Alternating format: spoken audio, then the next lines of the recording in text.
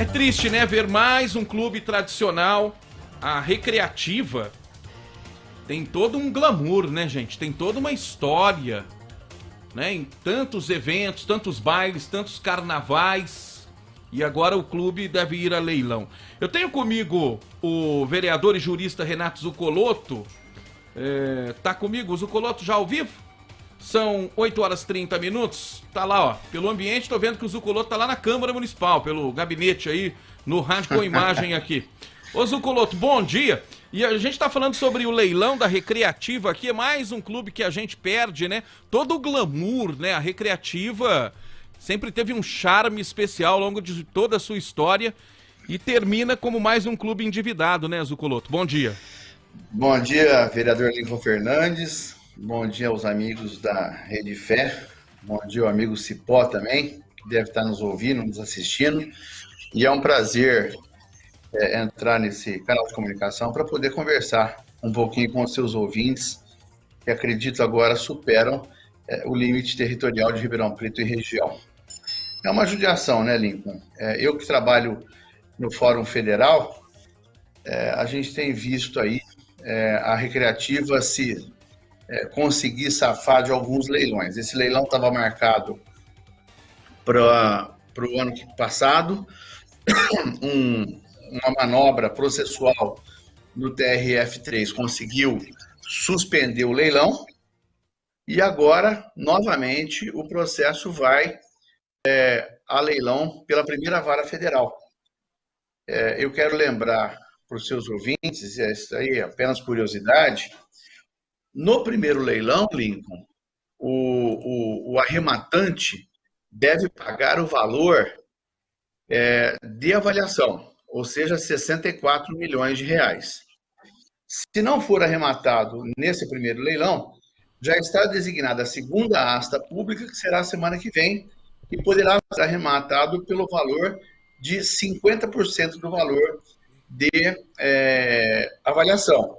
Ou seja, hoje deve ser negativo o leilão, porque evidentemente que a pessoa prefere esperar Uai, é melhor um esperar, pô. segundo leilão, onde ele pode arrematar por metade do preço. É melhor esperar, né, ô Zuccolotto? Você paga metade do preço. Os 64 milhões, eles representam o valor do prédio, aquilo que vale aquele prédião da Recreativa, esse valor. É o valor de avaliação do avaliador.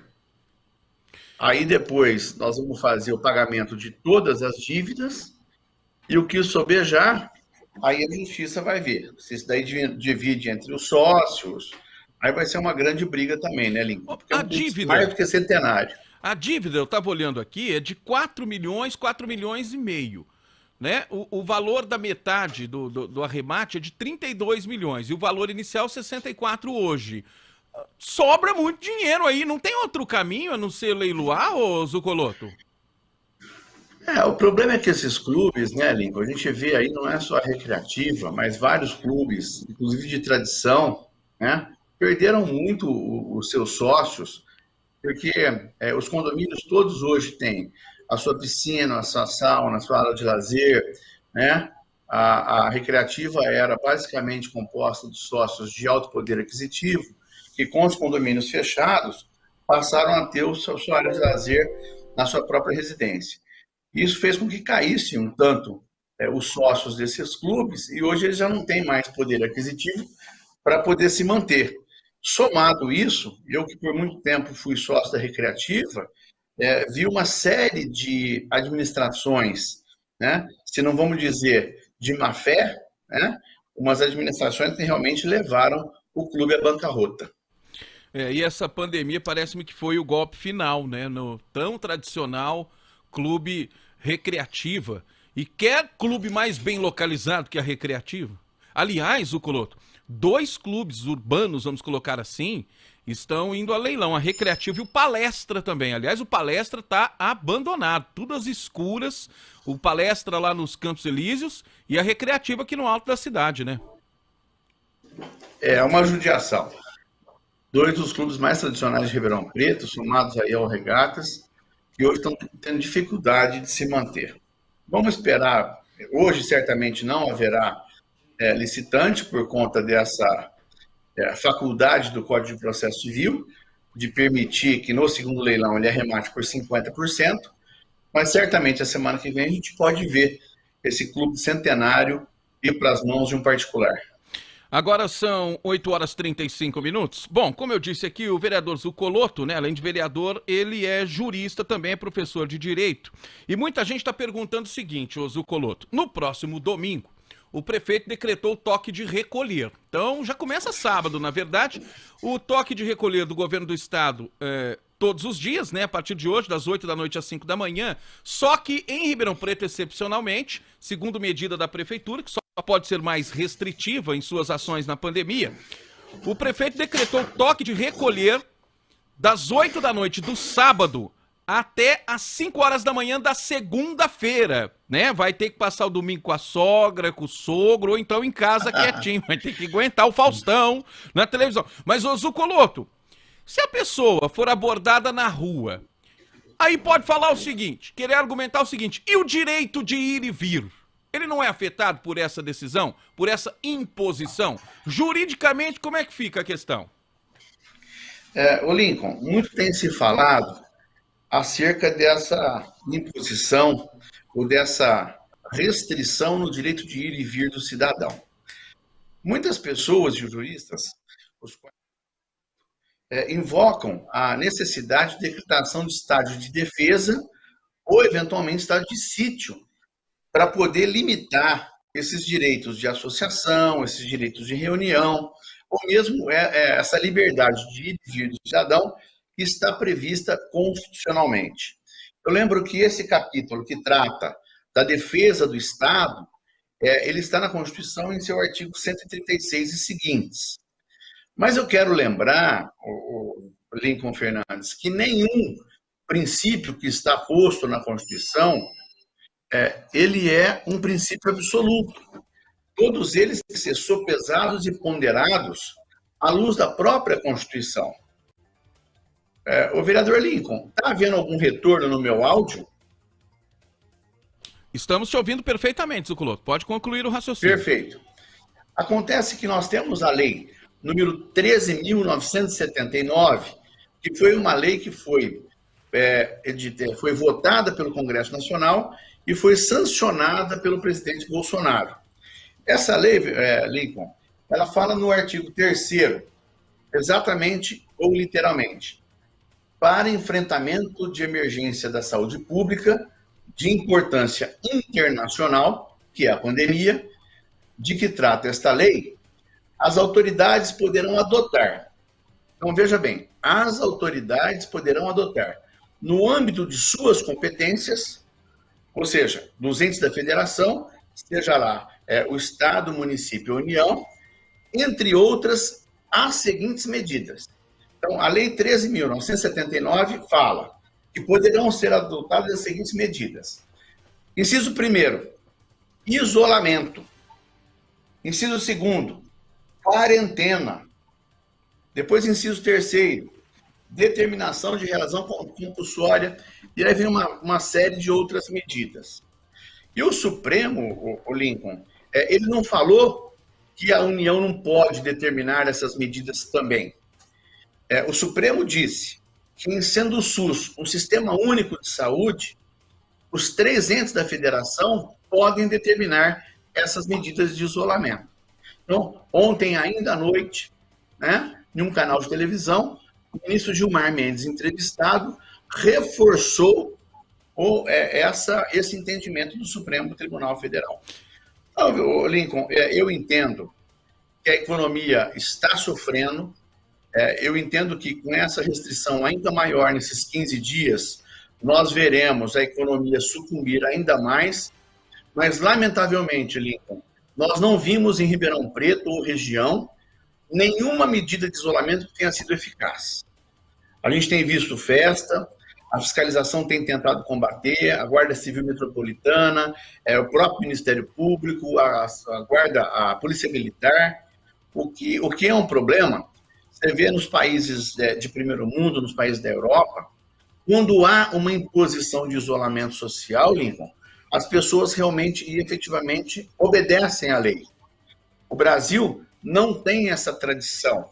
Não vou nem dizer de desobedecer à lei, mas o Brasil nunca teve essa necessidade, nunca se viu às voltas com um problema de tamanha gravidade como a pandemia. E talvez por isso, né, eles sejam mais resistentes ou mais remitentes a efetivamente ter o isolamento social. Você anunciou ainda hoje de manhã que em Araraquara, o prefeito Edinho Silva conseguiu diminuir o número de contágio da doença praticando o lockdown.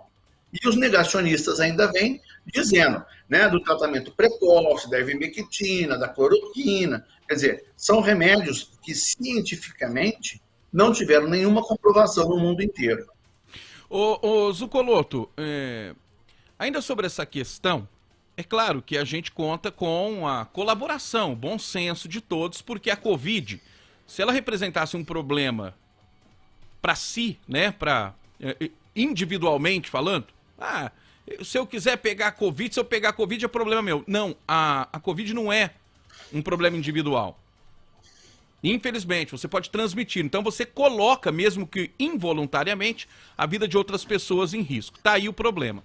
Mas, então a gente conta com o bom senso, né, das pessoas, aqueles que conseguem, né, se manter em isolamento. Porque no Brasil, apesar desse problema, né, cultural, de não obedecer, etc., o Brasil não tem contrapartida nenhuma para as pessoas.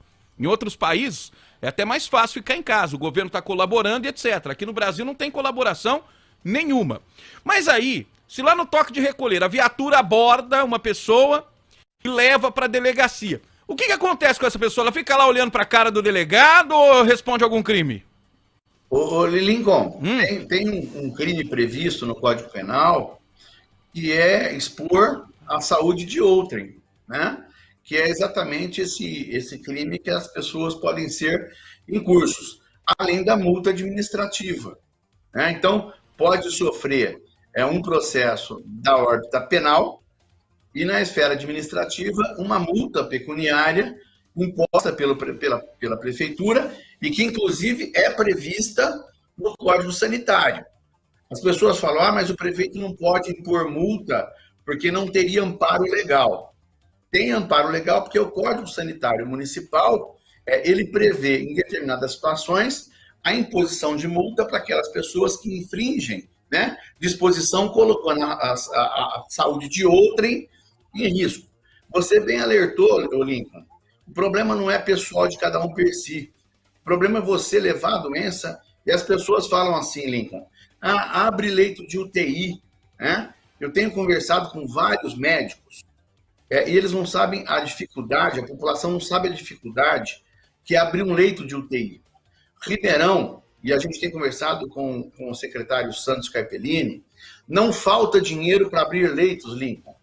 Eu quero deixar bem claro que a Câmara tem feito gestões quase que diariamente junto à Secretaria da Saúde e ao prefeito municipal. E as informações são, para que você abra um leito de UTI, você precisa ter 9 bombas de infusão, um respirador e recursos humanos adequados para tocar o leito de UTI, o que não tem na atualidade. Ou seja, o sistema de saúde de Ribeirão Preto e região colapsou. Nós temos visto aí, rodar nas redes sociais, no WhatsApp, né, alguns hospitais de São Paulo clamando por profissionais de outros estados, e onde eles pagam despesa de locomoção de avião, pagam passagem, pagam estadia, pagam plantão, R$ 2.200 um plantão de 12 horas, e não tem profissionais da saúde, Lincoln, para vir trabalhar na cidade de São Paulo. Então, não adianta falar, vamos abrir leito, porque esses leitos, assim que são imediatamente abertos, já são providos, porque existem pessoas que estão em situação ruim nas enfermarias e só não foram para a UTI porque não tem leitos abertos. Então, abre o leito, a pessoa imediatamente já vai para a UTI. Então, a situação é grave. Não é uma cama e um tubo de soro, né? Reclama realmente isso. Leito de UTI não é você montar uma cama, um colchão e um tubo de soro, né? É muito mais complexo. Obrigado, vereador Renato Zucoloto, participando ao vivo conosco.